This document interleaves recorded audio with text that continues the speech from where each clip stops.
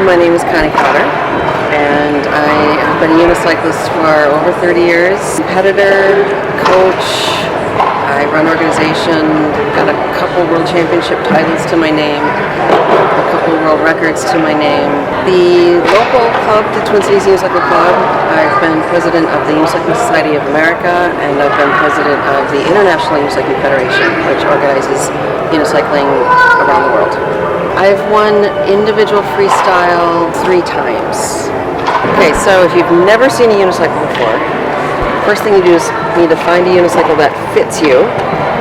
And the easiest thing to do is to find one that is about belly button height. Now this one would be a little bit too tall for me because my belly button is here, seat's here. On the other hand, this one's almost a little too short for Robin, but it'll work for now.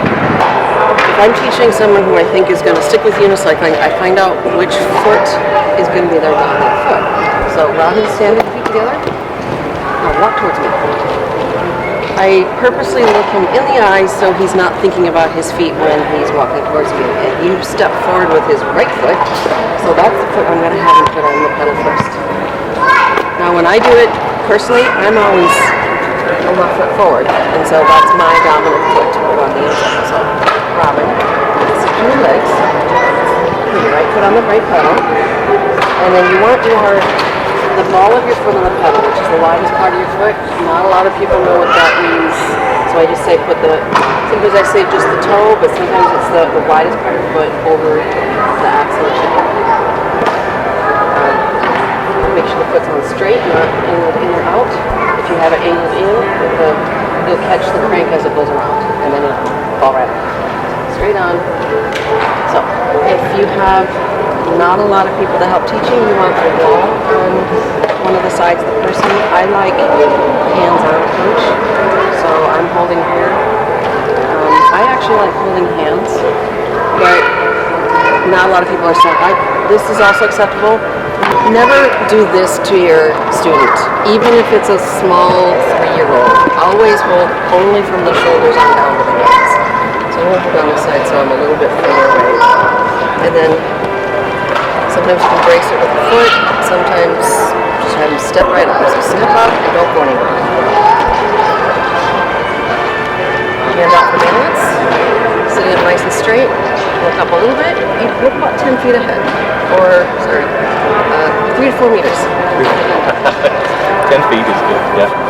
Okay, now the feet are level. So I want you to take a half revolution forward. If you don't know what that is, it's like taking one step. So you have your left foot forward now, then I want your right foot forward. Okay.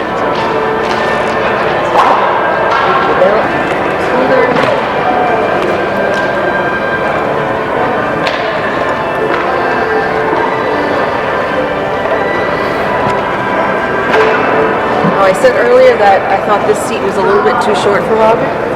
If his pedal's all the way down, you can see his knee is still a little bit bent.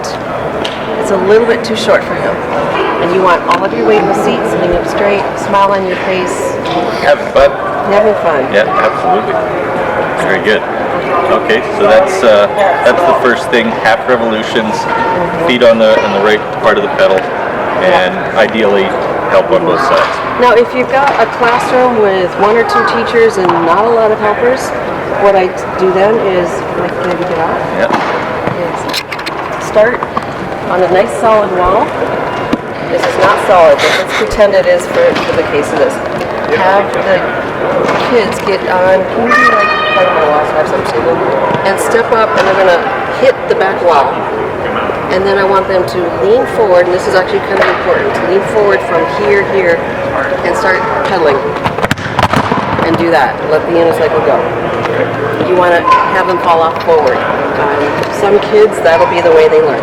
They're just going to get on and push off, and before you know it, they're going to be going across the gym. Other people will want to go slowly along the wall. I don't necessarily recommend it because it's too slow.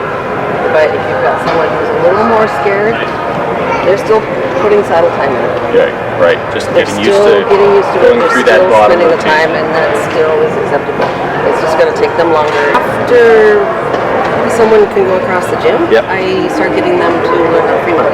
Free mount, perfect. Good. There's 2 ways to do it, and it really depends on the person what's going to be easiest. One way is I like to teach this one first because it's most often successful. The step up and go, where I say light pressure on your pedal foot, light enough so that if you take it off, it'll tip over. Even as you're getting on. And so it's like a up, off you go. It's important to have your weight up and over, so it's just a very light up. Like holding your foot there, and that's it. Alright. So the second way of getting on is you're actually stepping down on this. The wheel is coming underneath me. First one, I was up and over. Second one, the wheel's underneath me. This. See the body lean?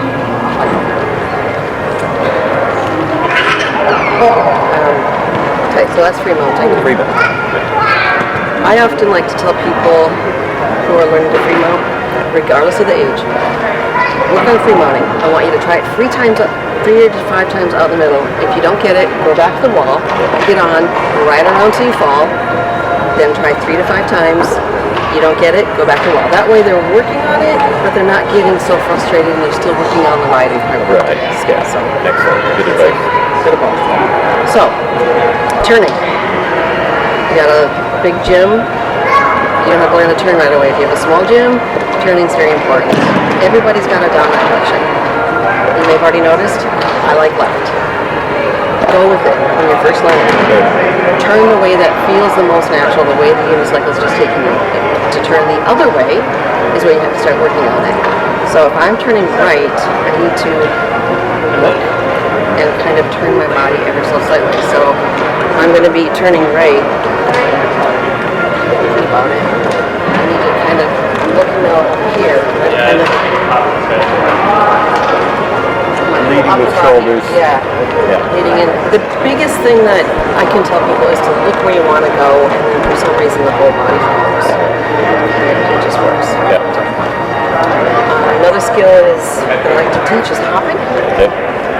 And I tell people grab a wall or a friend, and what you do is your feet are level. You can have whichever way you want your feet oriented, left foot forward, right foot forward. This is just my preference. And stand up. Lock the knees. Most of your bounce is going to come from the tire and from your ankles, right like that. Grab the seat, and the minute the knees get unlocked, you start losing your balance and the wheel starts moving. So this is just holding the wheel nice and steady. Then eventually you learn to do this free-handed. Yep. Alright, what other skills? Idling. Idling. Yeah. So idling is almost a full back and forth of the wheel with your dominant foot down.